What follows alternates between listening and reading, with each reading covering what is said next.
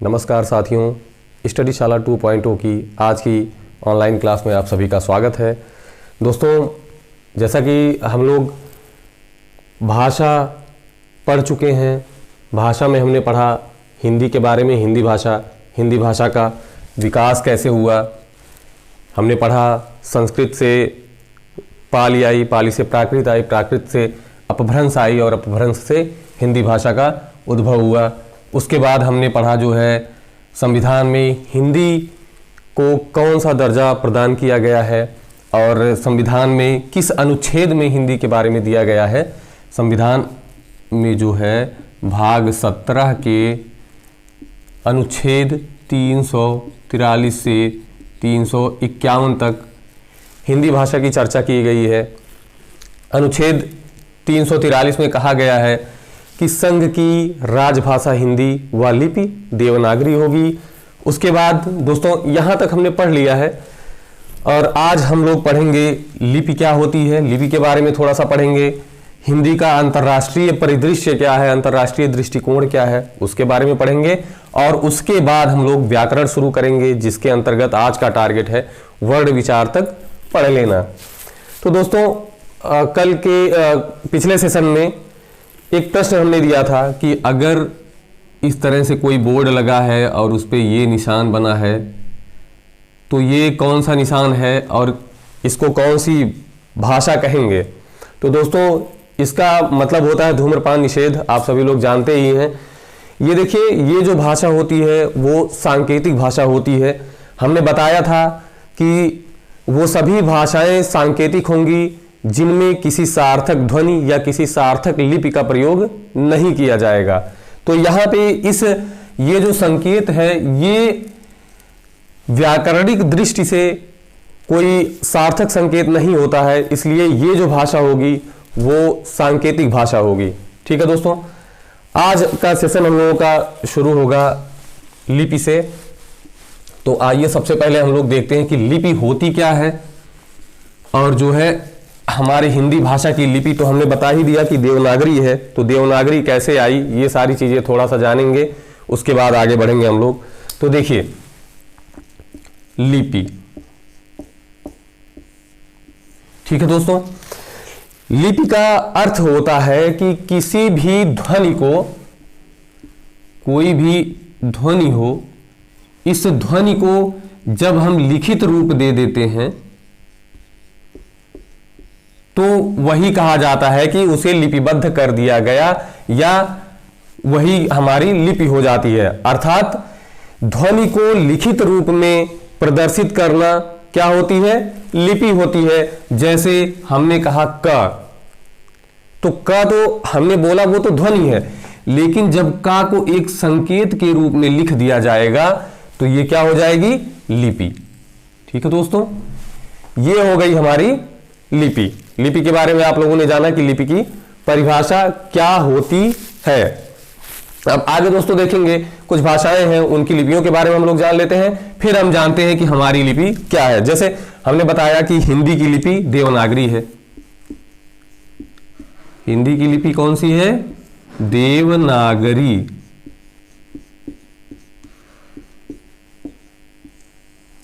ठीक है, उसके बाद देखिए संस्कृत की भी जान लेते हैं। देखिए दोस्तों, प्रश्न कहीं से भी पूछा जा सकता है। मैं बार बार कहता हूं कि प्रश्न का कोई स्तर नहीं होता है। अगर लिख दिया जाता है कि हिंदी व्याकरण, तो जरूरी नहीं है कि केवल वर्णमाला से ही शुरू हो, प्रश्न कहीं से भी पूछे जा सकते हैं। इसलिए किसी भी प्रश्न को आप निरर्थक ना समझें, कभी भी ये प्रश्न पूछे जा सकते हैं दोस्तों। और भी जैसे आप जानते हैं, उर्दू भाषा जानते हैं, उर्दू की लिपि जो है वो फारसी होती है। अंग्रेजी, जितनी भाषाएं हम लोग आम ऐसे जीवन में जानते हैं कि हाँ ये भाषाएं, उसके बारे में हम बताते रहे। अंग्रेजी की लिपि जो है रोमन है। और दोस्तों देखिए, एक अपने ही भारत की जो भाषा है पंजाबी, इसकी लिपि भी जान लीजिए, क्या पता कभी प्रश्न में पूछ ही लिया जाए तो आप लोगों से गलती ना हो। पंजाबी की लिपि होती है गुरुमुखी। तो ये केवल आपको याद रखना है। इस दृष्टिकोण से याद रखना है कि इसके भी पूछे जाने की संभावना हो सकती है। ठीक है दोस्तों, देखिए जहां भी संभावना हो कि यहां से प्रश्न आ सकते हैं, 5 मिनट देकर उसको समझने और पढ़ने में कोई समस्या नहीं है। ठीक है दोस्तों, अगर 5 मिनट देने से आपका एक प्रश्न सही हो जाता है तो उसमें कोई बुराई नहीं है, उसको पढ़ लेना बहुत ही आवश्यक होता है। तो देखिए, हम लोगों को पढ़ना है हिंदी भाषा, हिंदी व्याकरण, तो हम लोग देवनागरी लिपि के बारे में पढ़ेंगे। अब सबसे पहले हम लोग जानते हैं कि देवनागरी लिपि का नाम देवनागरी क्यों पड़ा। ठीक है दोस्तों, तो देखिए ये जो देवनागरी लिपि है इसका सर्वप्रथम प्रयोग जो है वो मिलता है गुजरात में। कहां मिलता है? गुजरात में। देवनागरी लिपि का सर्वप्रथम प्रयोग कहां मिलता है? गुजरात में मिलता है। अब देखिए दोस्तों, गुजरात में मिलता है तो इसका प्रयोग किया किसने? ठीक है, तो इसका प्रयोग गुजरात के ब्राह्मण लोगों ने किया। ब्राह्मण, जिन्हें नागर कहा जाता था। क्या कहा जाता था? नागर। ठीक है दोस्तों, अब देखिए नागर लोगों ने जिस लिपि का प्रयोग किया उस लिपि को क्या कहा गया? नागरी। कौन सी लिपि कहा गया? नागरी। मतलब नागर लोगों द्वारा प्रयोग की जाने वाली लिपि कौन सी है? नागरी लिपि है। ठीक है दोस्तों, अब बात आती है कि सर आपने तो बताया कि देवनागरी नाम है उसका, तो देवनागरी कैसे पड़ गया इसका नाम? इसका नाम तो केवल नागरी होना चाहिए था। लेकिन दोस्तों ध्यान रखिए, हमने ये भी बताया कि देवनागरी लिपि जो है वो एक और भाषा है जिसकी लिपि है। कौन सी भाषा है? संस्कृत। दोस्तों देखिए, संस्कृत को हम कौन सी भाषा कहते हैं? देव भाषा कहते हैं कि नहीं? देव भाषा। और जो संस्कृत की लिपि है उसी वजह से इस नागरी शब्द में एक शब्द और जोड़ दिया गया। क्या जोड़ दिया गया? देव। इसको ध्यान से समझिएगा दोस्तों। देखिए, हम आपको इसका थोड़ा सा इतिहास इसलिए बता देते हैं कि आपको याद रखने में आसानी हो जाएगी। दोस्तों आप अपने समाज में ही रहते हैं, अपने घर परिवार में रहते हैं, क्या आप केवल अपने पिताजी का नाम याद रखते हैं? नहीं, आप अपने दादाजी का भी नाम जानते हैं। और थोड़ा सा इतिहास जान लेने में कोई समस्या नहीं होती है, उससे आपके याद करने की, आपके समझने की क्षमता बढ़ जाती है। तो देखिए दोस्तों, अब आप यहां से इसको जोड़ के देखिएगा कि देव भाषा की लिपि होने की वजह से इस नागरी शब्द में क्या जुड़ गया? देव जुड़ गया। और इस लिपि का नाम क्या हो गया? देवनागरी लिपि। कंफ्यूज बिल्कुल मत होइएगा। ठीक है दोस्तों, देखिए हमने क्या पढ़ा? लिपि क्या होती है? जब किसी ध्वनि को संकेतों का रूप दे दिया जाता है, संकेतों के माध्यम से प्रदर्शित कर दिया जाता है, तो वही जो संकेत होते हैं उसको हम क्या कहते हैं? लिपि कहते हैं। और दोस्तों देखिए, हमने पढ़ा हिंदी की लिपि क्या है? देवनागरी है। संस्कृत की लिपि क्या है? देवनागरी है। उर्दू की लिपि क्या है? फारसी है। अंग्रेजी की रोमन है। पंजाबी की गुरुमुखी है। और हमने ये देखा कि जो हमारी देवनागरी लिपि है वो जो है कहां से आई, सबसे पहले उसका प्रयोग कहां हुआ और उसका नामकरण कैसे हुआ। अब दोस्तों जान लेते हैं कि क्या ये जो देवनागरी लिपि है सीधे सीधे आ गई? नहीं दोस्तों, देवनागरी लिपि का जो उद्भव है वो ब्राह्मी लिपि से हुआ है। ब्राह्मी लिपि, ब्राह्मी लिपि से कौन सी लिपि आई? हमारी देवनागरी लिपि आई, जो कि हिंदी और संस्कृत की लिपि है देवनागरी। ये चीज आप ध्यान में रखिएगा, ये प्रश्न पूछा जा सकता है कि देवनागरी लिपि का उद्भव किस लिपि से हुआ है। तो क्या उत्तर लगाएंगे हम लोग? ब्राह्मी लिपि। ठीक है दोस्तों, ये चीज ध्यान में रखिएगा, ये प्रश्न पूछा जा सकता है कि देवनागरी लिपि का उद्भव किस लिपि से हुआ है। तो हम लोग क्या बताएंगे? ब्राह्मी लिपि से हुआ है। आपने इसका प्रयोग जान लिया। अब देखते हैं कि इसके बारे में थोड़ी सी इसकी विशेषता जान लेते हैं, क्योंकि विशेषताएं भी पूछी जाती हैं। जैसे जो लोग उर्दू पढ़ते हैं वो जानते होंगे कि उर्दू कैसे लिखी जाती है। हिंदी तो हम लोग जानते ही हैं, हिंदी पढ़ते हैं।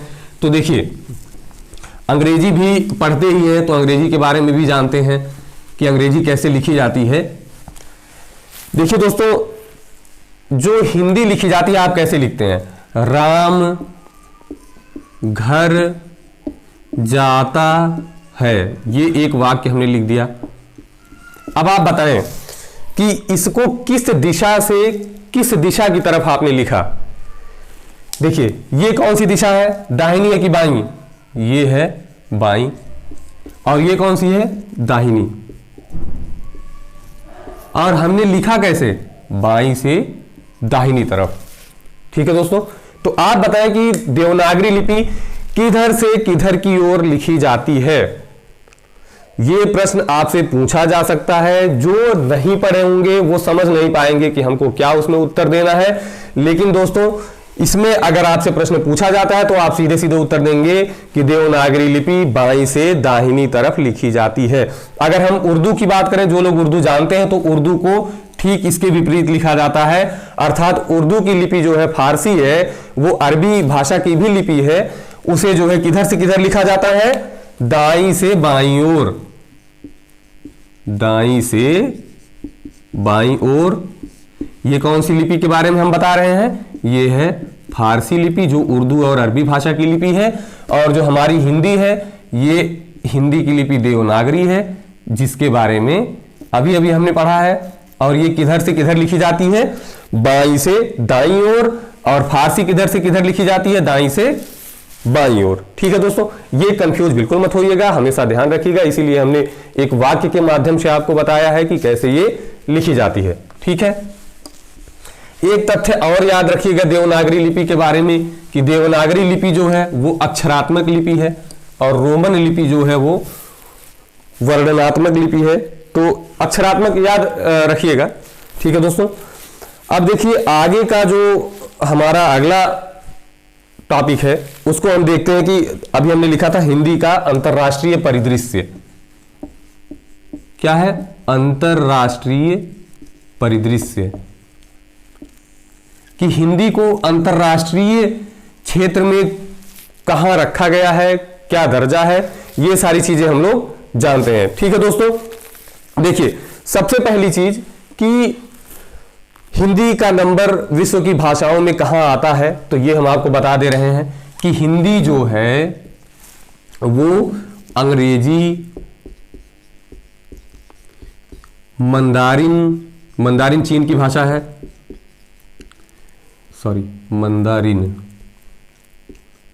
मंदारिन, स्पेनिश, इन तीन भाषाओं के बाद बोली जाने वाली चौथी जो भाषा है वो है हिंदी। मतलब सबसे ज्यादा लोगों द्वारा अंग्रेजी बोली जाती है, उसके बाद मंदारिन बोली जाती है, उसके बाद स्पेनिश बोली जाती है, और चौथी सबसे बड़ी भाषा जो है वो हिंदी है। मतलब सबसे ज्यादा लोगों द्वारा बोली जाने वाली भाषा कौन सी है, हिंदी है। ठीक है दोस्तों, फिर भी हिंदी को वो अंतरराष्ट्रीय पहचान नहीं मिल पाई है, इसलिए हिंदी को विश्वव्यापी पहचान दिलाने के लिए, अंतरराष्ट्रीय पहचान दिलाने के लिए, अंतरराष्ट्रीय पहचान दिलाने के लिए एक सम्मेलन किया जाने लगा, जिसे हम लोग कहते हैं विश्व हिंदी सम्मेलन। विश्व हिंदी सम्मेलन। अब अगर हम आपसे पूछें कि विश्व हिंदी सम्मेलन क्यों मनाया जाता है, तो आप सीधे सीधे उत्तर देंगे कि हिंदी को एक अंतरराष्ट्रीय पहचान दिलाने के लिए, एक विश्वव्यापी पहचान दिलाने के लिए किसका क्या मनाया जाता है, हिंदी, विश्व हिंदी सम्मेलन मनाया जाता है। इसे अंतरराष्ट्रीय हिंदी सम्मेलन भी कहा जाता है। ठीक है दोस्तों, अब देखिए बात आती है अगर मनाया जाता है तो कब से मनाया जाता है, पहली बार कब मनाया गया। तो जो प्रथम विश्व हिंदी सम्मेलन था वो 10 जनवरी, ये प्रश्न आपसे पूछा जा सकता है, 10 जनवरी 1975 को मनाया गया। और कहां मनाया गया, नागपुर में। ठीक है दोस्तों, 10 जनवरी 1975 को विश्व हिंदी दिवस, पहला विश्व हिंदी सम्मेलन आयोजित किया गया। और कहां आयोजित किया गया, नागपुर में आयोजित किया गया। अब दोस्तों देखिए, पहला हिंदी सम्मेलन 10 जनवरी को मनाए जाने की वजह से 10 जनवरी को अंतर्राष्ट्रीय हिंदी दिवस के रूप में मनाया जाता है। अंतर्राष्ट्रीय हिंदी दिवस, ठीक है दोस्तों, अंतर्राष्ट्रीय हिंदी दिवस। ये प्रश्न तो पूछा ही जाता है, ये तो आप लोगों को भी पता है, लेकिन क्यों मनाया जाता है ये नहीं जानकारी हो तो आप यहां से याद रख सकते हैं। अब बात आती है कि क्या 10 जनवरी 1975 से ही अंतर्राष्ट्रीय हिंदी दिवस मनाया जाता है? तो मेरा जवाब होगा नहीं, क्योंकि 10 जनवरी को पहला अंतर्राष्ट्रीय हिंदी सम्मेलन आयोजित किया गया था, लेकिन अंतर्राष्ट्रीय हिंदी दिवस जो मनाना हमने शुरू किया वो 2006 से मनाना शुरू किया। उस समय हमारे इसको शुरू किसने किया? उस समय के जो तत्कालीन प्रधानमंत्री जी थे, पूर्व पीएम लिख दे रहे हैं हम, मनमोहन सिंह जी थे। कौन थे? मनमोहन सिंह जी थे। उन्होंने 2006 से अंतर्राष्ट्रीय हिंदी दिवस मनाना शुरू किया। किस तिथि को? 10 जनवरी को तो मनाया ही जाता है, ये तो जान ही रहे हैं आप। मतलब 10 जनवरी 2006 से अंतर्राष्ट्रीय हिंदी दिवस लगातार मनाया जा रहा है। उसी दिन क्या किया जाता है? अंतर्राष्ट्रीय हिंदी सम्मेलन, विश्व हिंदी सम्मेलन का आयोजन किया जाता है। ठीक है दोस्तों, ये ध्यान रखिएगा आप लोग। अब देखिए, इतना तो आप समझ गए। अब बात आती है कि अगर अंतर्राष्ट्रीय स्तर पर हम बात कर ही रहे हैं तो ये भी जान लेते हैं कि भारत के अलावा किन किन देशों में हिंदी भाषा बोली जाती है। ये दोस्तों प्रश्न बहुत बार पूछा गया है। अभी टीईटी 2022 की जो जनवरी में परीक्षा हुई है उसमें भी ये प्रश्न पूछा जा चुका है और उसमें 4 ऑप्शन दिए थे। उसमें से कौन सा ऑप्शन सही था ये आपको अभी यहाँ पे जानकारी मिल जाएगी। तो क्या पढ़ा हमने? विश्व हिंदी सम्मेलन 10 जनवरी को आयोजित किया जाता है। पहला विश्व हिंदी सम्मेलन 10 जनवरी 1950 को मनाया गया नागपुर में, उसी लिए 10 जनवरी को अंतर्राष्ट्रीय हिंदी दिवस मनाया जाता है। यह अंतर्राष्ट्रीय हिंदी दिवस मनाने की जो प्रक्रिया है, प्रथा है, वो 10 जनवरी 2006 से हमारे पूर्व प्रधानमंत्री मनमोहन सिंह जी ने प्रारंभ किया। ठीक है दोस्तों, इतना आप लोगों को बिल्कुल स्पष्ट हो गया होगा। अब आगे देखते हैं कि भारत के अलावा हिंदी भाषा कहां कहां बोली जाती है, समझी जाती है और लिखने में कहां कहां इसका उपयोग होता है दोस्तों। तो अब देखिए, अगर विश्व के देश देखें हम कहां कहां बोली जाती है, तो देखिए लगभग 13 देश ऐसे हैं जहां पर बोली जाती है और बहुत से देश ऐसे हैं जो हिंदी भाषा को अपने यहां पहचान देने लगे हैं, जहां हिंदी भाषा कुछ ना कुछ मात्रा में बोली जाने लगी है। ठीक है दोस्तों, देखिए उन देशों के हम कुछ नाम लिख दे रहे हैं जो बार बार परीक्षाओं में पूछे जाते हैं। पहला है मॉरिशस, फिजी, सूरीनाम,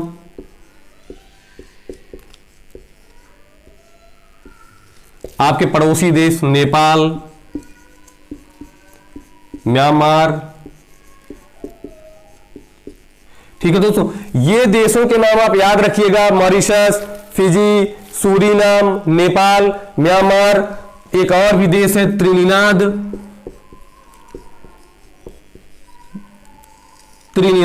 दोस्तों ये प्रश्न बहुत ही बार परीक्षाओं में पूछे गए और पूछे भी जाएंगे, आगे भी पूछे जाएंगे। देखिए इतना आप लोग विश्वास रखिए कि हिंदी की पूरी क्लास आप लोग जब पढ़ लेंगे तो आपके परीक्षा में 90% से कम प्रश्न तो नहीं है फंसेंगे, उससे ज्यादा ही फंसेंगे।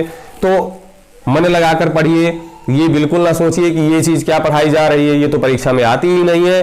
तो अभी टेट की परीक्षा में प्रश्न पूछा गया था कि निम्न में से कौन सा देश ऐसा है जहां पर हिंदी भाषा बोली जाती है, तो उसमें ऑप्शन में था पाकिस्तान, ऑस्ट्रेलिया। ठीक है दोस्तों, अब यहां हम लिख दे रहे हैं दक्षिण अफ्रीका। एक और कोई भी देश आप यहां ले सकते हैं, सॉरी एक हो गया मॉरिशस। अब आप लोग बताएं कि उत्तर क्या है, कौन सा उत्तर सही होगा? मॉरिशस। ठीक है दोस्तों, उत्तर प्रदेश टीईटी की परीक्षा में ये प्रश्न अभी हाल ही में पूछा गया था, तो इसको आप लोग याद रखिएगा और इन देशों के नाम नोट कर लीजिए आप। और ध्यान रखिएगा पढ़ाते समय बीच बीच में आप लोग नोट्स अपना बनाते रहें, ताकि जो है आपका समय ज्यादा ना नुकसान हो। आगे देखते हैं। यहां तक हम लोगों ने देख लिया अंतरराष्ट्रीय परिप्रेक्ष्य में हिंदी का क्या महत्व है, कहां कहां बोली जाती है। हमने देखा हिंदी जो है विश्व में बोली जाने वाली सभी भाषाओं में चौथी सबसे बड़ी भाषा है, और हमने देखा कि थोड़ा सा उसकी लिपि के बारे में भी जान लिया, और कहां कहां बोली जाती है, किस किस देश में बोली जाती है, ये सारी चीजें हम लोग जान चुके हैं। और ये भी हमने जाना कि विश्व हिंदी दिवस, अंतरराष्ट्रीय हिंदी दिवस क्यों मनाया जाता है, 10 तारीख को ही क्यों मनाया जाता है, ये भी हम लोगों ने स्पष्ट कर लिया है। अब हम लोग आगे चलते हैं। दोस्तों एकदम तत्परता से आप लोग जुड़े रहिए, तत्परता से पढ़िए। जो लोग नए आए हैं चैनल पर, वो चैनल को सब्सक्राइब कर लें और अपने दोस्तों तक भी पहुंचाने का काम करें, जिससे उनको भी अच्छी अच्छी चीजें और सही चीजें समझने को मिल जाए। दोस्तों देखिए, बहुत ही चीजें, बहुत ही भ्रम आपके दूर होने वाले हैं, जिसको आप अभी तक कंफ्यूजन में रहे होंगे, भ्रम की स्थिति में रहे होंगे कि इसका क्या मतलब है, इसका क्या मतलब है। जैसे आप लोग वर्ड और अक्षर, अभी तक आप लोग एक ही मानते होंगे कि जितने वर्ड हैं वो सब अक्षर हैं, जितने अक्षर हैं वो सब वर्ड हैं, लेकिन आज आपका ये भ्रम भी दूर हो जाएगा। आज हम लोग शुरू करने वाले हैं व्याकरण। हम लोगों ने भाषा के बारे में तो समझ लिया। अभी तक आप लोग केवल भाषा को बहुत छोटी एक इकाई समझते थे, लेकिन जब आप सोचे कि उस छोटे से क्षेत्र भाषा को, जिसको आप लोग बहुत ही कम पढ़ते हो, उसको हम लोगों ने इतने अच्छे तरीके से, इतने विस्तृत स्वरूप में पढ़ा, तो व्याकरण तो हमेशा पढ़ी जाने वाली चीज है। तो इसको हम लोग सोचिए कितने अच्छे तरीके से पढ़ेंगे। जुड़े रहिए दोस्तों, 10-5 मिनट ज्यादा अगर समय लगता है तो उसकी चिंता बिल्कुल ना करें, वो निरर्थक कभी नहीं होगा। उसका सार्थक प्रयोग आपको तब दिखेगा जब उसी 5-10 मिनट में पढ़ाए गए प्रश्नों से प्रश्न आपके परीक्षा में फंस जाएंगे।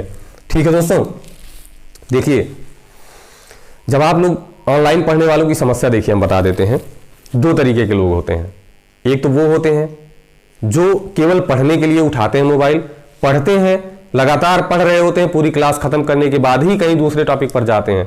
एक वो होते हैं जो मोबाइल उठाते हैं, कोई वीडियो खोला, फिर ऊपर से एक नोटिफिकेशन आया, पता चला व्हाट्सएप पे कोई मैसेज आया, वो तो सबसे जरूरी है। व्हाट्सएप पे गए, वहां पे चैटिंग शुरू हो गई, आप समझ ही सकते हैं। उसके बाद तो फिर ये टॉपिक क्या और क्या ही क्या। तो उन सब चीजों को थोड़ी देर के लिए किनारे रख के पढ़ने पर ध्यान दीजिए। ठीक है दोस्तों, यहां पर लगाव रखेंगे तो आपका भविष्य उज्जवल होने की संभावनाएं बढ़ जाएंगी। और अगर व्हाट्सएप, फेसबुक, इन सब चीजों पर जुटेंगे तो जितना आप उधर समय देंगे उतना ही संभावनाएं इधर घटती चली जाएंगी। तो आइए आगे चलते हैं हम लोग व्याकरण पर। सबसे पहले हम लोग जानते हैं कि व्याकरण क्या होता है, व्याकरण को पढ़ने की जरूरत क्यों पड़ती है, आवश्यकता क्यों पड़ती है। दोस्तों देखिए, व्याकरण का अगर हम शब्द विच्छेद करें तो इसका होता है शब्द विच्छेद वि धन आ धन करण, और इसका अर्थ जो होता है वो होता है कि किसी भी भाषा को भली भांति, अच्छे प्रकार से भली भांति समझना। ठीक है, बहुत ठीक प्रकार से समझना, किसी भी भाषा की बनावट क्या है, शुद्ध रूप से उसको बोला कैसे जाता है, लिखा कैसे जाता है, ये सारी चीजें हम लोग किसके अंतर्गत पढ़ते हैं, व्याकरण के अंतर्गत ही पढ़ते हैं। देखिए दोस्तों, व्याकरण में 3 चीजें होती हैं जो व्याकरण सिखाता है। सबसे पहले लेखन, और लेखन कैसा, गलत लेखन नहीं, शुद्ध लेखन। कैसा लेखन, शुद्ध लेखन सिखाता है। ठीक है, उच्चारण करना सिखाता है, व्याकरण हमें उच्चारण करना सिखाता है, लेकिन कैसा उच्चारण, शुद्ध उच्चारण। और क्या होता है, अगर हम लिखना जान गए, बोलना जान गए, तो कैसे लिखना है, किस क्रम में लिखना है और किस क्रम में बोलना है, यह भी कौन सिखाता है? व्याकरण ही सिखाता है। इसका मतलब जो हमने सीखा अभी तक उसका अनुप्रयोग, उसकी समझ कौन सिखाता है? व्याकरण सिखाता है। ठीक है दोस्तों, देखिए समझ हमने क्यों लिखा? जब आपको भाषा की समझ होगी, लेखन की समझ होगी, उच्चारण की समझ होगी, उसको कैसे व्यवस्थित करना है इसकी समझ होगी, तभी तो आप अनुप्रयोग कर पाएंगे। जब आपको उसकी पूरी समझ होगी, व्याकरण में जितनी चीजें आती हैं उसकी समझ होगी, तभी तो आप शब्दों का, वाक्यों का कैसे कहां पर प्रयोग करना है तभी तो आप सीखेंगे। तो व्याकरण हमको कौन कौन सी चीजें सिखाता है? शुद्ध लेखन, शुद्ध उच्चारण और अनुप्रयोग के बारे में सिखाता है। तो हम एक परिभाषा अगर व्याकरण की बनाना चाहें तो व्याकरण की परिभाषा हम ये बना सकते हैं कि व्याकरण वह ग्रंथ है। देखिए व्याकरण को हम कई नामों से दिखा सकते हैं, जैसे व्याकरण एक विधा है, इसका पर्याय क्या क्या हो सकता है व्याकरण का, वो हम आपको बता दें। व्याकरण एक विधा हो सकता है, व्याकरण एक ग्रंथ है। महर्षि पाणिनि ने कहा है कि व्याकरण क्या है? एक ग्रंथ है। पाणिनि जी के शब्दों में, महर्षि पाणिनि की एक किताब के बारे में, एक ग्रंथ के बारे में हमने बताया था। उसका नाम अगर आप लोगों को याद हो तो आप लोग कमेंट बॉक्स में जरूर लिखें, क्योंकि ये परीक्षा में बहुत बार पूछा गया है दोस्तों। तो अगर आप लोग कमेंट बॉक्स में लिख चुके हो तो हम भी बता देते हैं कि महर्षि पाणिनि की जो पुस्तक का नाम है अष्टाध्यायी। ठीक है, देखिए दोस्तों आप लोग देखते तो हैं लेकिन कमेंट और लाइक बहुत कम करते हैं। अगर आपको वीडियो अच्छी लगती हो, आपको लगता हो कि जो चीजें पढ़ाई जा रही हैं वो सार्थक है, तो आप लोग एक लाइक और कमेंट जरूर किया करें, जिससे हमारे तक आपकी बात पहुंचे कि हाँ आप लोगों को ये कंटेंट जो है और ये पढ़ाने का तरीका आप लोगों को पसंद आ रहा है। ठीक है दोस्तों, तो हम क्या कह सकते हैं? व्याकरण को एक विधा कह सकते हैं, एक ग्रंथ कह सकते हैं, एक पुस्तक कह सकते हैं, जो भी आप कह सकते हैं। तो एक परिभाषा अगर हम बनाते हैं तो हम क्या बना सकते हैं? देखिए इन तीन चीजों को उसमें शामिल करना पड़ेगा। ठीक है, और किसके बारे में बताता है? ये भाषा के बारे में बताता है। भाषा का ही तो व्याकरण होता है। अभी अभी हमने बताया था किसी भाषा को अच्छी तरह से समझना और उसका अनुप्रयोग। देखिए तो हम व्याकरण को ये कह सकते हैं कि व्याकरण वह ग्रंथ है या वह विधा है जो किसी भाषा के शुद्ध लेखन, शुद्ध उच्चारण, शुद्ध अनुप्रयोग या समझ के बारे में बताता है। ठीक है दोस्तों, फिर से आप लोग देखें कि व्याकरण वह ग्रंथ है या व्याकरण वह विधा है जो किसी भाषा के शुद्ध लेखन, शुद्ध अनुप्रयोग और उसके समझ के बारे में बताता है। दोस्तों एक बात जाने कि जो व्याकरण सम्मत भाषा होती है वो बिल्कुल शुद्ध होती है, जो व्याकरण के प्रयोग से भाषा बोली जाती है वो बिल्कुल शुद्ध होती है। आप लोगों ने व्याकरण समझा कि व्याकरण का विच्छेद क्या क्या होगा, विधन आधन करण, व्याकरण का अर्थ क्या है, भली भांति समझना। व्याकरण को हम क्या क्या कह सकते हैं? व्याकरण एक विधा है, व्याकरण एक ग्रंथ है, व्याकरण एक पुस्तक है। और आगे हमने पढ़ा कि व्याकरण हमको किसी भाषा के बारे में कौन कौन सी चीजें सिखाता है? तो तीन चीजें सिखाता है, शुद्ध लेखन, शुद्ध उच्चारण और समझ या समझकर उसको अनुप्रयोग करना। ठीक है दोस्तों, ये चीजें हो गई। अब देखिए इसको ध्यान में रखिएगा, नोट करते चलिएगा ताकि आपको बाद में समझने और याद करने में आसानी हो। ऐसा ना हो कि आप जो है लिखे ना, फिर आप 1 घंटे की वीडियो हो जाएगी तो उसको देखने में भी आलस्य आएगा। ठीक है, तो फिर वो चीज छूट ही जाएगी, आप कभी नहीं पढ़ेंगे और परीक्षा में जाकर गलत कर देंगे। वैसे भी टाइपिंग तो आप दुनिया भर की करते ही होंगे, फेसबुक पे, मैसेंजर पे, व्हाट्सएप पे, तो थोड़ा सा लेखन कार्य भी कर लें जिससे आपका जीवन का भविष्य जो है उज्जवल हो सके। अब देखिए व्याकरण के बारे में हम लोगों ने जान लिया। हमने बताया था दोस्तों कि हम लोग जो भी पढ़ेंगे वो समझ कर पढ़ेंगे, रटने के लिए। देखिए रटना कुछ ना कुछ पड़ता है, लेकिन जो आप रटें उसको जानते रहे कि ये चीज क्या है। देखिए अगर हम बताएंगे कि व्याकरण के अंग कितने हैं, व्याकरण के अंग हमने आपको बता दिया, तो वो तो आपको शब्द तो याद ही करने पड़ेंगे, लेकिन उन शब्दों का अर्थ क्या है उसका प्रयोग क्यों हो रहा है, इसकी समझ जो विकसित करेंगे वो उसी के लिए हम यहाँ पर उपस्थित हैं। वो हम जरूर विकसित कराएंगे ताकि आप लोगों को वो चीज याद रखने में बेहद आसानी हो जाए। दोस्तों अब हम लोग बात करते हैं कि व्याकरण के अंग कौन कौन से हैं। देखिए व्याकरण के अंग, अगर आप संस्कृत पढ़ रहे हैं तो संस्कृत में चारों अंग पढ़ाए जाते हैं, लेकिन हम यहां पर 3 की बात करेंगे। ठीक है दोस्तों, उसी 3 में एक चौथा जो जिसको पद विचार कहा जाता है उसको हम शामिल कर लेंगे। देखिए पहला होता है वर्ण विचार। अभी हम बताते हैं कि वर्ण विचार है क्या। दूसरा है शब्द विचार और तीसरा है वाक्य विचार।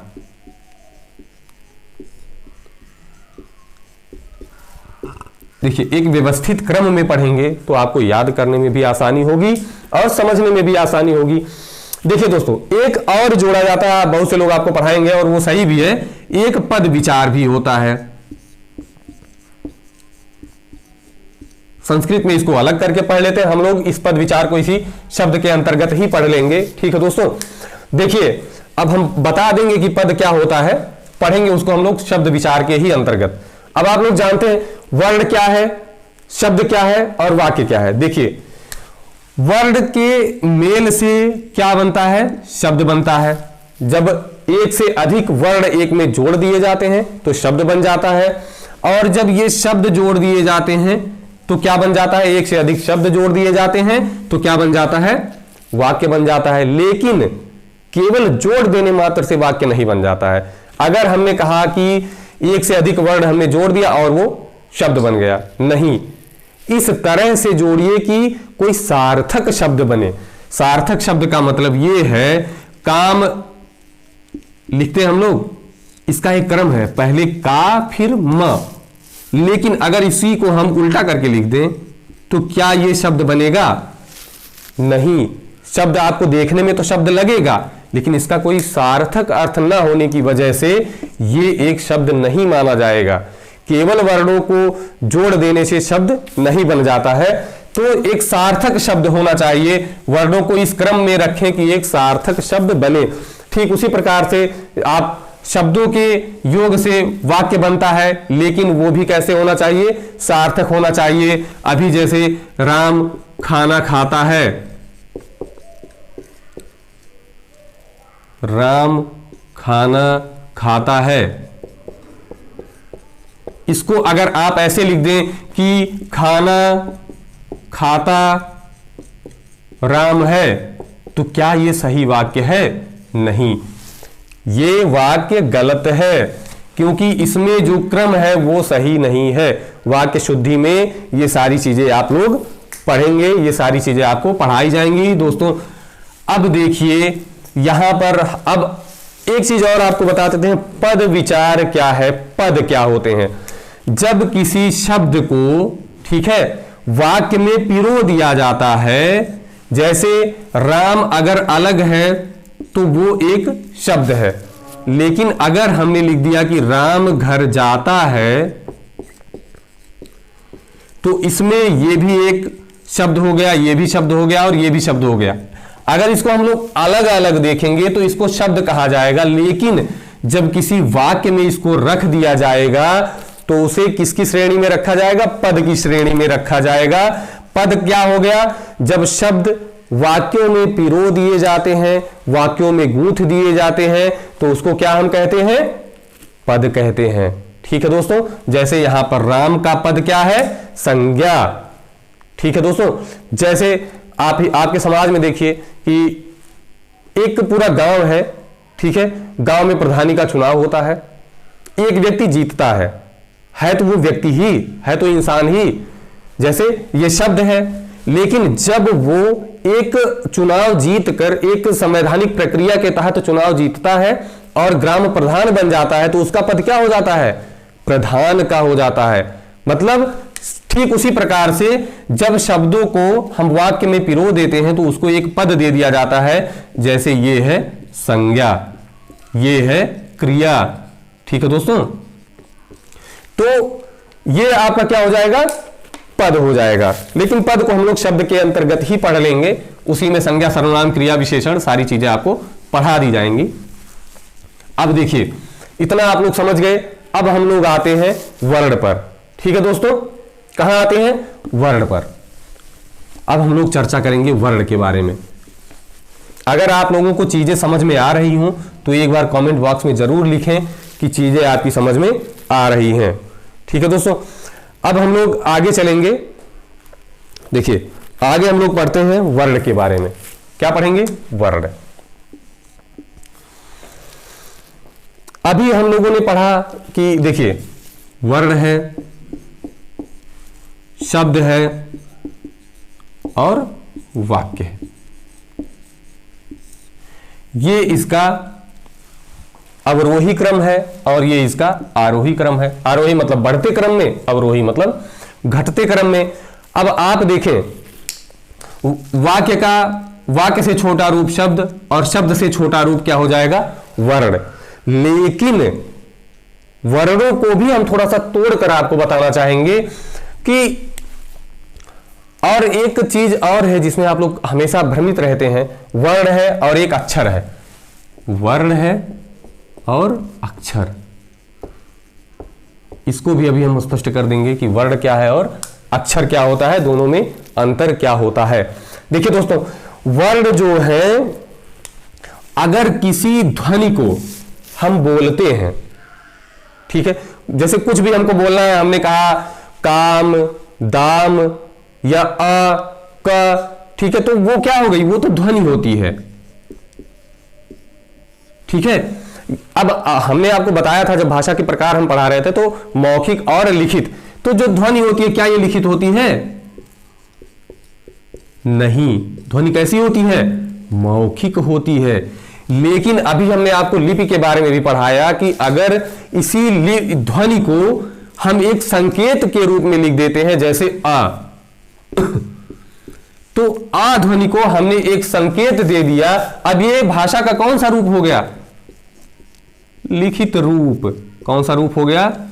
भाषा का लिखित रूप हो गया। ठीक है दोस्तों, आप वर्ण को दो तरीके से समझेंगे कि जब ध्वनि होती है तो वो मौखिक होता है, और जब उसको हम एक संकेत दे देते हैं, लिपिबद्ध कर देते हैं, तो वो कौन सी भाषा हो जाती है?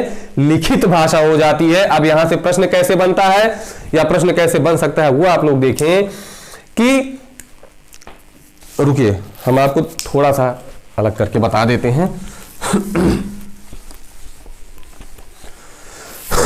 यहां से किस तरह से प्रश्न बनते हैं वो हम आपको दिखा दे रहे हैं। जैसे अगर पूछ लेता है, आपको कई तरह के प्रश्न मिलते हैं, भाषा की सबसे छोटी इकाई, ये प्रश्न पूछता है।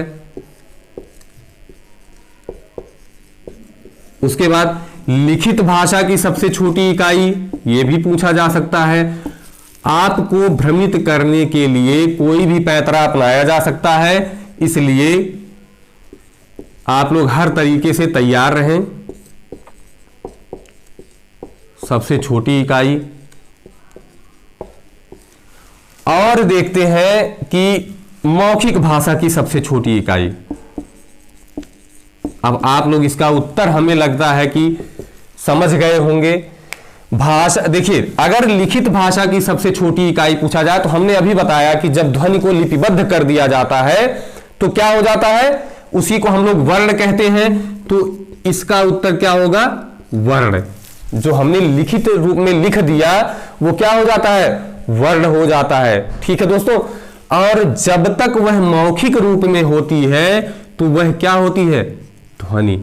अगर अलग करके पूछे कि लिखित और मौखिक लगा के पूछे तो आप ये ध्यान रखेंगे, चारों ऑप्शन पढ़ेंगे, प्रश्न ध्यान से पढ़ेंगे कि लिखित भाषा की इकाई पूछा है तो आप वर्ण लिखेंगे, मौखिक भाषा की इकाई पूछा है तो आप ध्वनि लिखेंगे। अब सवाल आता है कि अगर केवल ये पूछे कि भाषा की सबसे छोटी इकाई क्या होती है, तो अभी हमने पढ़ा व्याकरण में वर्ण विचार, शब्द विचार और वाक्य विचार। इसके आधार पर अगर हम देखें तो सबसे छोटा कौन सा होगा? वर्ण होगा। तो उसमें हम वर्गीकृत नहीं करेंगे, सीधे सीधे इसका उत्तर लिखेंगे। भाषा की सबसे छोटी इकाई क्या होगी? वर्ण होगी। ठीक है दोस्तों, ये आप लोग ध्यान रखिएगा। ये 3 प्रश्न आपके लिए बहुत ही महत्वपूर्ण हो सकते हैं, इसको आप लोग हमेशा ध्यान में रखेंगे। आप लोग चाहें तो नोट कर लें इसको, अगर नोट्स बना रहे हो तो बीच बीच में नोट करते चलें। ठीक है दोस्तों, वर्ण विचार। चलिए, भाषा की सबसे छोटी इकाई वर्ण है, लिखित भाषा की सबसे छोटी इकाई भी वर्ण है, मौखिक भाषा की सबसे छोटी इकाई ध्वनि है। ठीक है दोस्तों, हम पढ़ रहे थे वर्ण विचार। अब देखिए, अभी तक हमने पढ़ा कि वर्ण के बारे में हम लोगों ने थोड़ी सी जानकारी ली। अब आप ये जानें कि वर्णों का जो समूह होता है उसे हम क्या कहते हैं? वर्णमाला। क्या हम इसकी परिभाषा ये दे सकते हैं कि वर्णों का समूह वर्णमाला है? वर्णों का समूह वर्णमाला होता है। क्या ये परिभाषा बिल्कुल सही है?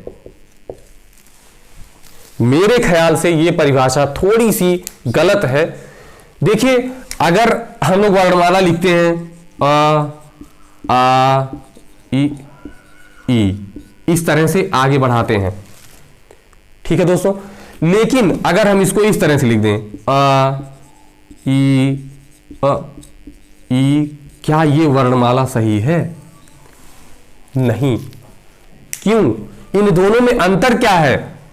केवल एक अंतर है कि ये जो है व्यवस्थित क्रम में है। किस क्रम में है? व्यवस्थित क्रम में है। और ये कौन से क्रम में है? अव्यवस्थित, है ना दोस्तों, अव्यवस्थित क्रम में है। तो अब यहां पर एक शब्द और जोड़ना पड़ेगा कि वर्णों का व्यवस्थित क्रम। कौन सा क्रम? व्यवस्थित समूह या व्यवस्थित क्रम क्या है?